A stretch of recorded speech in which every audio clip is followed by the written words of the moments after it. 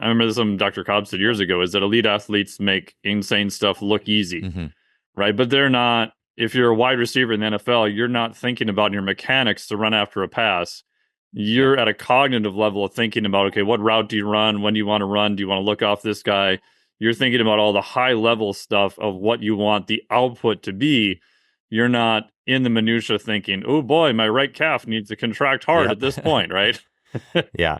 Sometimes I just think about how many little processes my body is doing while I'm doing the outer. Oh, it's insane. It's insane. It's a supercomputer, right? That would eat up so much energy right now. Our brain, like the analogy was, it's a supercomputer on 2-3 blocks of city blocks, right? That would eat up so much energy that's going on in our brain right now, and it's so high functioning. The amount of information it's processing is terrifying. Like what, 4 gigabyte movies a second, something like that. Yeah, sometimes I feel like that number might even grow the more we learn about it. Like people talk about some of these computational benchmarks for quantum computers, and where it's like a standard computer couldn't do it because the number has so many zeros. It's all the atoms on the surface of the Earth or something, but the quantum can't.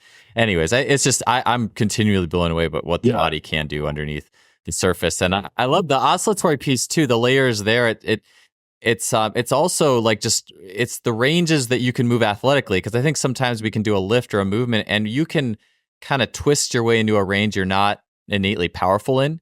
Maybe you aren't creating the space and the pressure correctly, but it's like, look, if you can oscillate in a space, you can pressurize it typically. You can function there. Everything can be integrated. And I think it's always the litmus test too, because, hey, I want you to get into this certain position. But then if you couldn't oscillate there well powerfully, how well do you own that position? Is it something that you just kind of twisted yourself into in a little bit of a weird way just to make the lift? Or do you own it on all levels of the body? Yeah.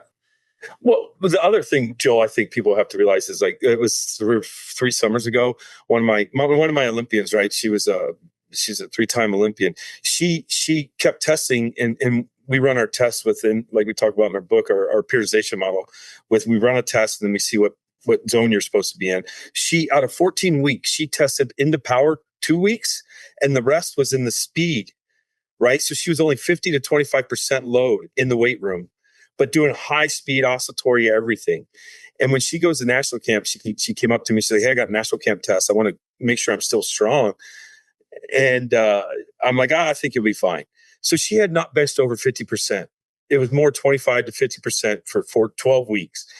And she goes in and hits her lifetime PR rep test at 185 for 5, but hadn't benched over 90 or 105 pounds the entire summer. Wow.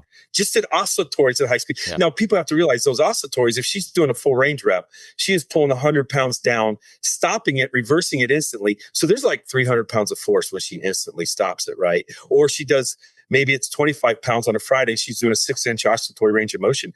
When she brings the 75 pounds down or 50, it turns into 200 pounds when you're reversing it that fast and that hard, but she's doing it at a high speed, right? So I think, and so but the point was, she got stronger and hit her lifetime PR in her rep tests by doing the oscillatories at light load. So it's not like you lose dysfunction of strength even. Now, younger kids, maybe a little bit, but my more mature athletes won't. So don't get beyond the premonition.